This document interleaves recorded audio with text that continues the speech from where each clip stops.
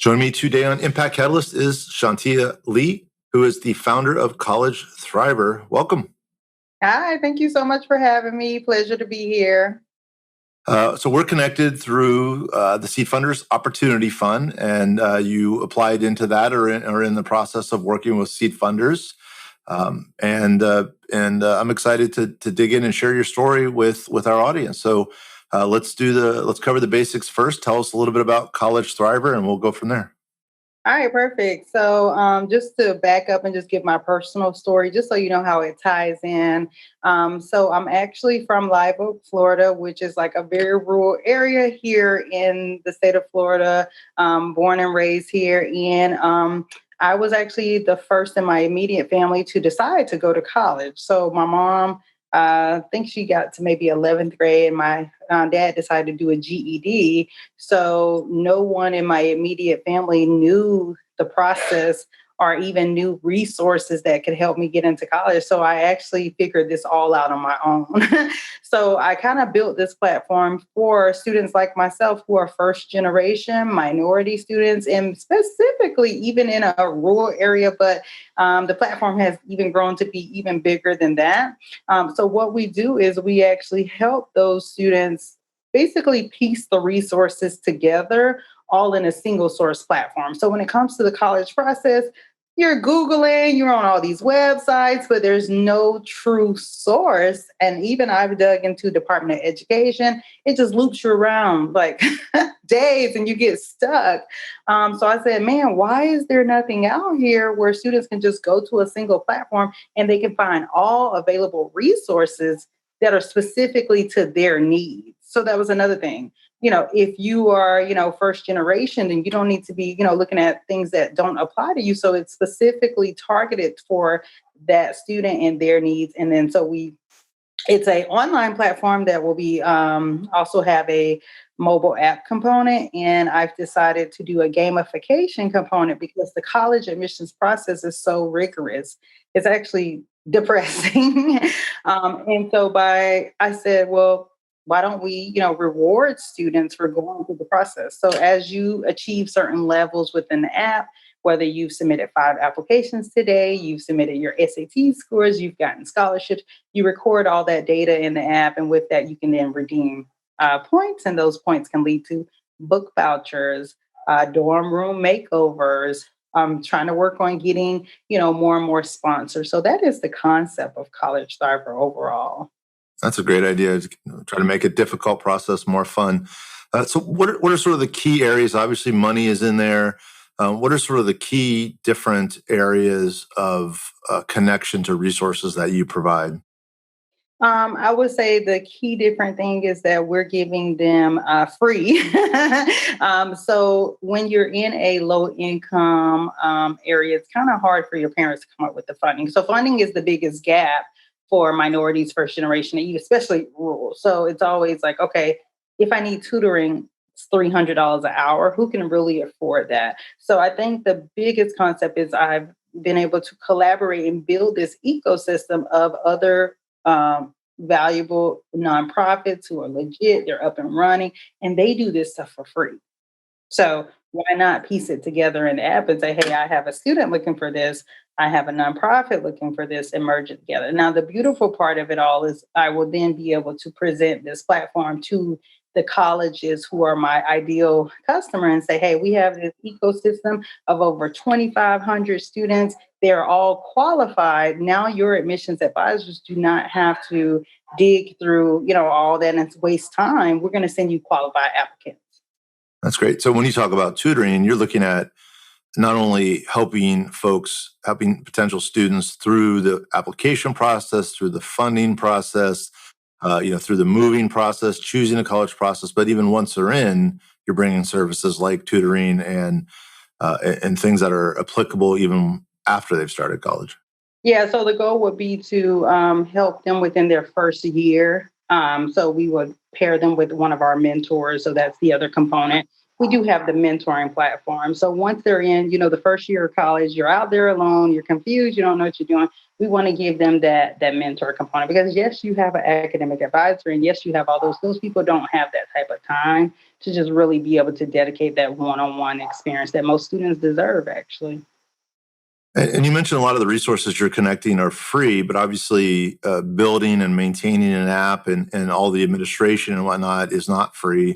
Oh no, an app is super expensive. So what's the revenue model for College Thriver? Yeah, so it'll actually be subscription based, where the schools will, pay annual subscriptions to have access to those qualified applicants. So while it's free for the students and the families, because of the schools, they need basically qualified leads. It will help them reduce on their marketing efforts and all the money that they're spending, because they will have these. That's the real true benefit. There's no company or no other source out there that is sending them qualified applicants to the schools.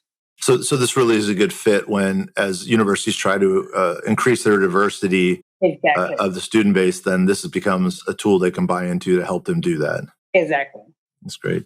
And obviously, with the Opportunity Fund is presented by seed funders to support minority startups at the idea phase. So right now you're at the idea phase. What are kind of the next major hurdles? Is an MVP next, and then a full app build, or where are you at in that process? Excellent question. So we actually have decided to do a mock app. So I'm going to have the mock app because it's actually less expensive. If I were to do a full MVP, it's about 60,000. That would be basically all of my funding. So I wanted to say, you know what? I know for a fact that if I pitch this with just a mock demonstration, I could generate more funding. I can even generate pre-orders for schools and companies to go ahead and pay into the subscription, knowing that it'll be launching, let's say in fall. That's our launch goal. So we're going to do the mock first. Then I'll just take the mock and I'll use that in my pitch presentations. And the goal is to come up with all of the funding to create for the MVP, and continue, on to the full ecosystem build out is around 250,000. Yeah. That's great. Let's talk a little bit about the team. You've got a group around you that's helping you. How after you had the initial idea, how did you go about collecting these people to help you? So I'm a master networker, not to brag, but I love networking. That's actually my joy, and I just connect and collaborate. And this is what I do. I bring resources together for a greater common cause. So actually, I met most of them like through social media on LinkedIn, interviewed them. We got to building relationships.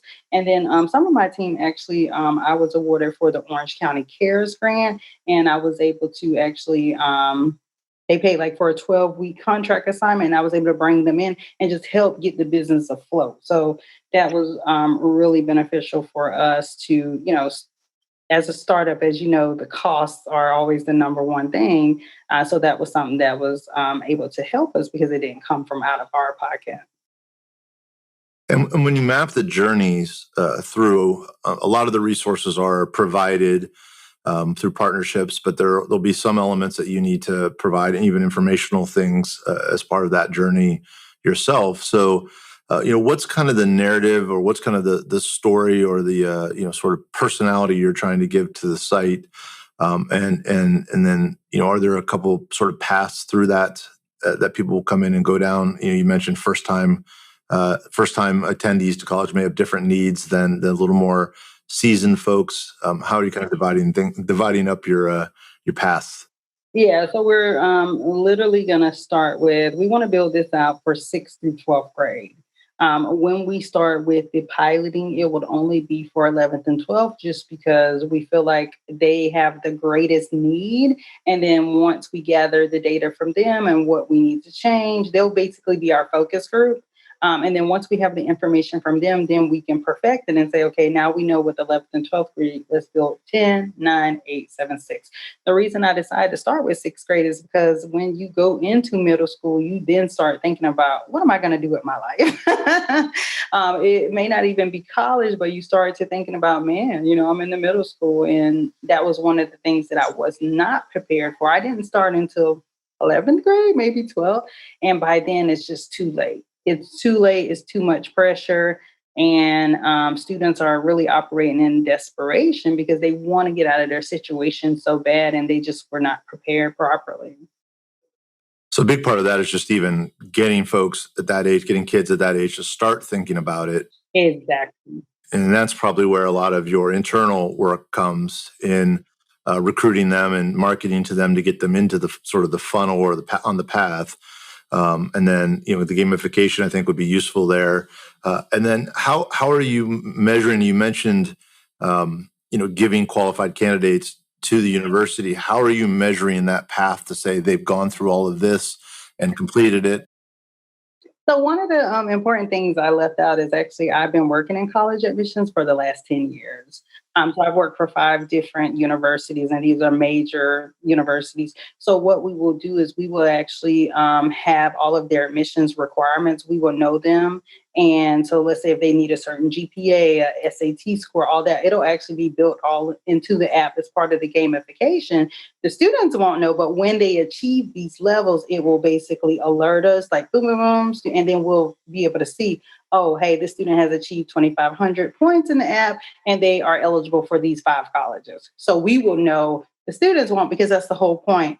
Give them an opportunity to have fun, be educational, and then surprise them. Hey, did you know, by the way, you've now qualified for, these 5 schools. So staying on top of the data, and with college admissions, that's super easy because I can just go in and my goal is to hopefully have a direct contact with someone over the admissions department and, pilot hopefully with, one school in particular. So it's not too much for us, but yeah, that'll be the easy part because I think, out of the 5 years that I was at one particular institution, and I worked probably about 25 different programs, we probably had 2 changes within 5 years. So just staying on top of making sure we're, accurate and up to date. And I think that is going to be by having a direct relationship with the admissions department. That's great. And how big of a challenge do you think it'll be to get students to know about the program and participate in it? I'm assuming you're going to try and partner with secondary schools and potentially even into the community. How are you going to acquire your users? Yeah, you're right on target. So we want to start with targeting like magnet schools because they pretty much they all about innovation, technology, learning. They promote these type of things. So it wouldn't be as hard because they're already looking for initiatives. So after school programming, allowing them to get involved in community activities, also partnering with other nonprofits who already run college readiness mentoring program. That's an easy buy-in because they currently are probably not using any system to track anything. They're probably doing everything manually. So yeah, we do have our target on the communities, and mainly I think the magnet schools would be ideal just because there's not as much red tape to jump through as well. Yeah, so it really feels like it's got such a clear value prop that once you unlock it and let people run through it, then it should feed upon itself. If the community and the partners on the front end see kids coming out the back end into schools, they're going to be very supportive of it. And if the schools are starting to achieve their goals of more diversity with strong candidates, they're going to be all over it. So, obviously a little bit of work to get it stood up, but it seems to have a lot of self-evident value once you get it rolling. Yes, and I think the we will see more high schools participate because it's also driving their student retention and graduation. I mean, what school doesn't want to brag about their scores increase, their ACT scores increase, their student placement increase, because that also unlocks more funding for them to then bring in. So it's a win-win, and it's all student focused, which is there's nothing out there like this that really just focuses on what do the students need. So I'm super excited. That's great. Thanks for sharing that. I've enjoyed the conversation. College Thriver, I think it's a great idea, much needed idea, and many thanks for being the entrepreneur who's bringing it out to the world. And assuming and hoping all things go well with connecting with the Seed Funders Opportunity Fund, we'll look forward to a big step forward in the next couple of months. And Yes, I'm so ready. yeah, we'll keep watching and we'll check again soon. All right. Thank you so much for having me. Have a great day.